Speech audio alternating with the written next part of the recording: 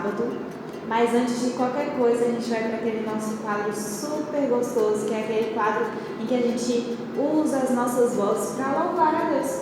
Então vamos juntos cantar no nosso momento musical.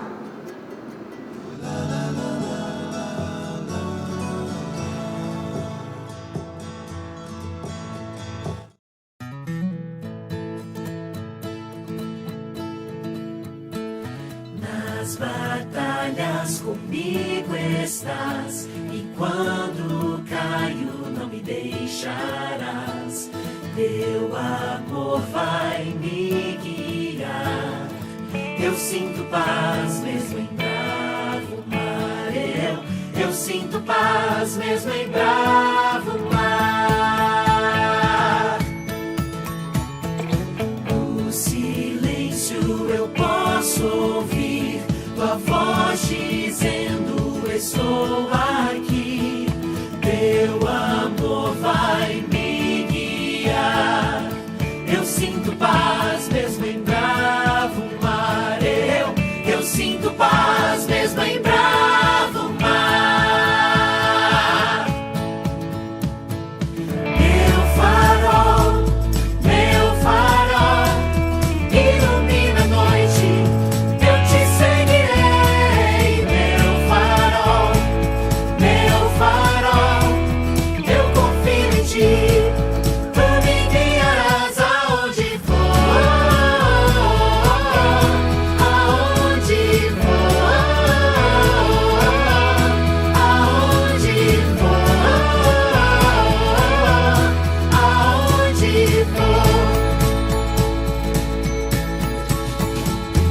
Eu não temo o que virá, pois de manhã sei que vou cantar. Teu amor vai me guiar. Eu sinto paz mesmo em bravo mar.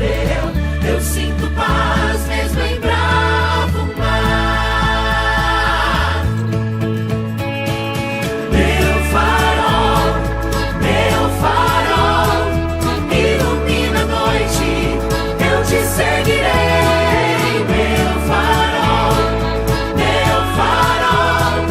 eu confio em ti. Tu me guiarás aonde for,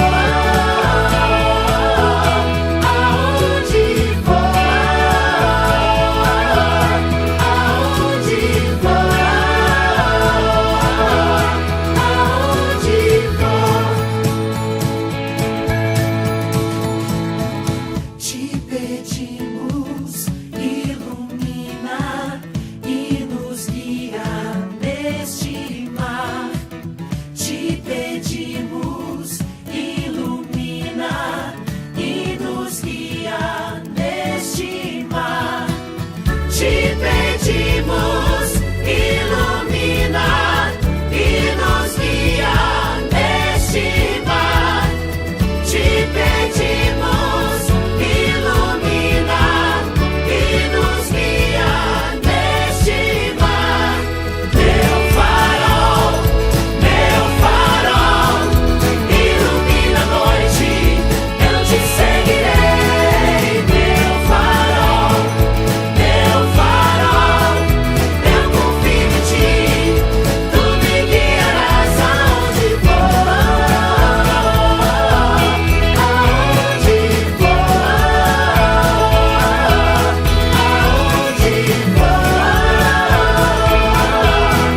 aonde for.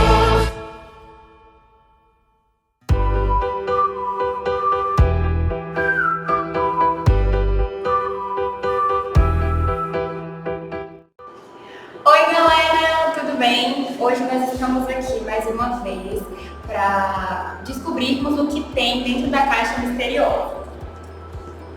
E na caixa misteriosa de hoje nós temos um globinho.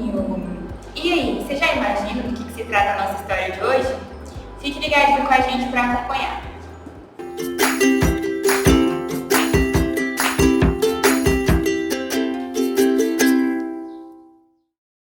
Olá pessoal, feliz sábado! A história que eu vou contar hoje é de um garoto que morava lá num vilarejo na Libéria.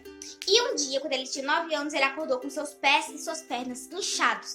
Ele não conseguia vestir sua calça, nem sapato, porque não entrava. Então ele foi lá falar com seu pai desesperado, falando que seus pés e suas pernas estavam maiores. E o seu pai, achando que era uma coisa momentânea, um inchaço passageiro, ele não ligou e falou pro menino esperar uma semana que iria melhorar. Só que o pai se enganou, não melhorou e fez pelo contrário, cresceu mais e mais. As suas pernas e seus pés incharam mais ainda. Então seu pai ficou muito preocupado, ligou para uma ambulância e pediu para eles levar o garoto para o hospital. E foi isso que a ambulância fez, né, claro. Levou o Wilmot do vilarejo até o hospital, que era em torno de uns 30 minutos. E quando chegaram lá, fizeram uma bateria de exames, só que nenhum deles mostrava o que tinha de errado. E aí o seu pai decidiu deixar o garoto no hospital e ele foi numa benzedeira, numa curadeira lá do vilarejo, e ela pagava $3 pra orar pelas pessoas. E o pai pagou esse dinheiro, os $3, e aí a mulher deu um sabonete, uma toalha e o óleo de oliva, que era pra passar o sabonete no banho, enxugar e depois passar óleo de oliva no corpo do garoto. E aí ela foi fazer uma oração. Quando ela terminou a oração, ela falou pro pai esquecer aquilo lá, porque nada disso ia funcionar. Só ia funcionar se ele saísse da cidade, se o Wilmot ficasse longe do vilarejo, fosse para outro lugar.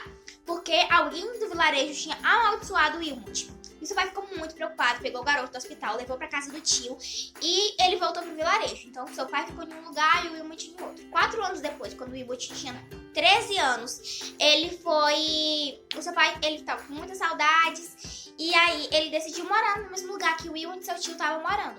E ele matriculou o Wilmot na escola adventista e o Wilmot percebeu, o Wilmot aprendeu que Deus não cobrava por orações. E ele decidiu acreditar no sábado, decidiu ser adventista. Só que seu pai não gostou nada dessa ideia, não gostou nada disso, porque o Wilmot já não ajudava mais os afazeres de casa. E como punição, o seu pai já não alimentava ele nos sábados, porque era como se fosse o castigo. Ele ficava muito triste e ele sempre orava diariamente. E um certo dia ele decidiu desafiar o pai dele. Ele falou bem assim pro seu pai: pai, me mostre um verso na Bíblia em que fale que é pra guardar o domingo. E o pai não encontrou esse verso. Então ele pegou sua Bíblia, abriu em Lucas 4,16 e leu o seguinte verso: indo para Nazaré, onde foi criado, entrou um sábado na sinagoga, segundo seu costume, levantou-se para ler. E aqui esse verso está falando de Jesus. E o pai entendeu que não era para guardar o domingo e que Jesus não cobrava para orações, para orar. Jesus não cobrava por isso.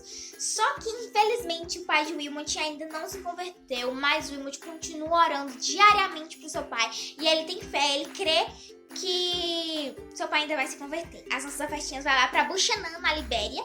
E é isso. Tchau!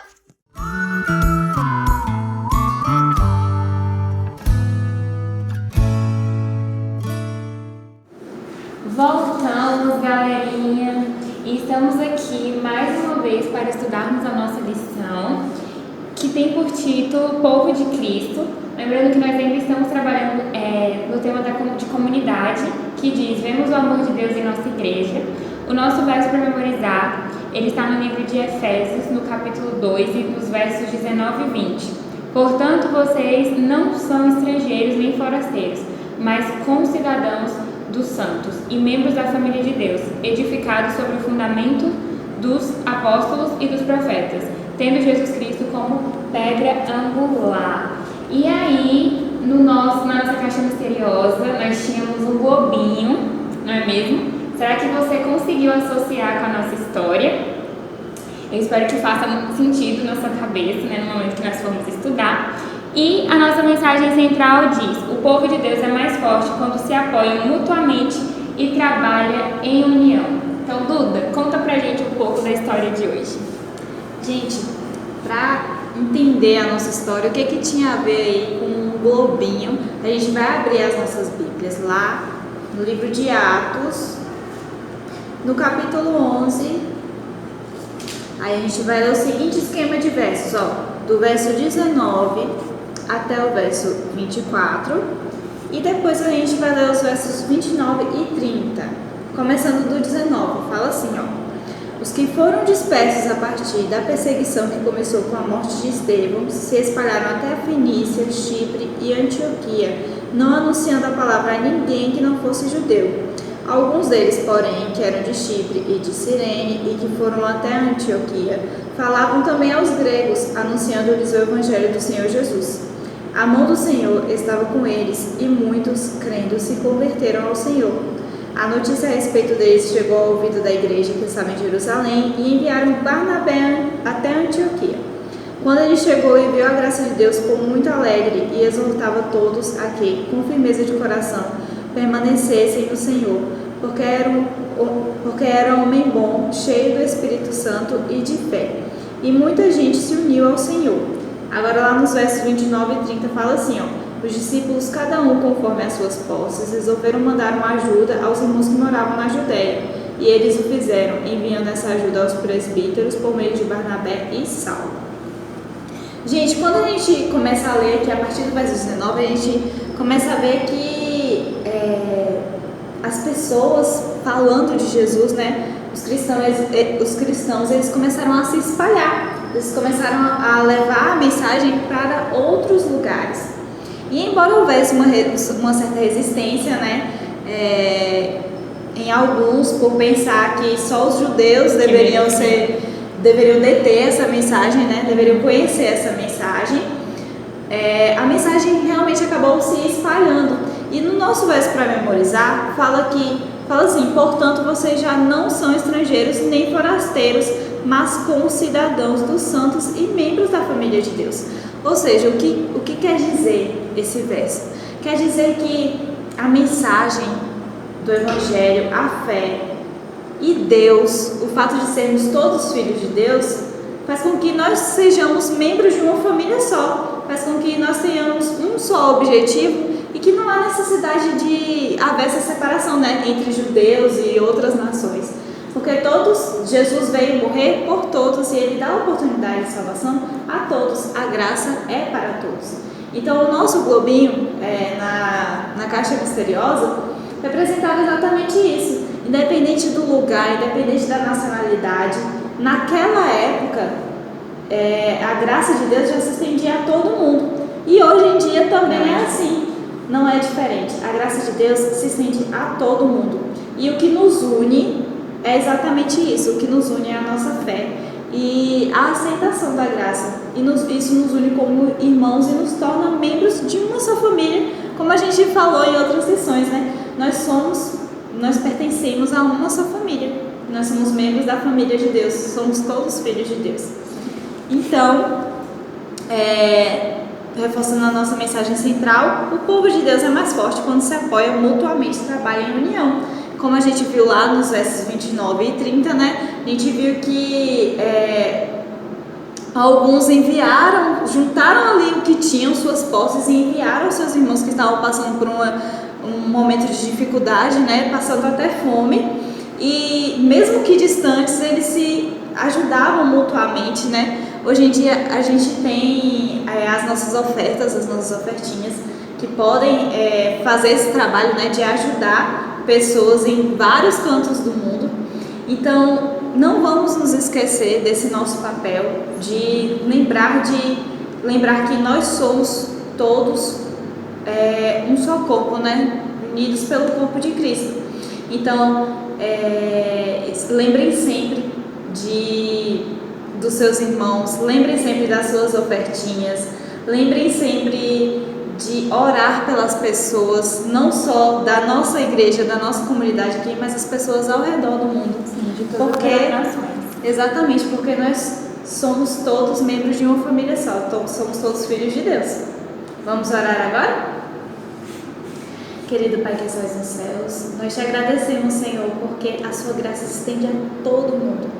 Nós te agradecemos porque temos a oportunidade de ajudar os nossos irmãos, e nós te pedimos que o nosso coração seja sempre tocado e que a gente possa sempre buscar ajudar os nossos irmãos, orar por eles, e que cada vez mais as pessoas ao redor do mundo possam conhecer a tua verdade, e que nós tenhamos papel nisso, tanto indiretamente quanto diretamente, que nós possamos anunciar o Teu Evangelho com a nossa vida. Isso que nós pedimos e te agradecemos em nome de Jesus. Amém. Até a próxima lição, pessoal!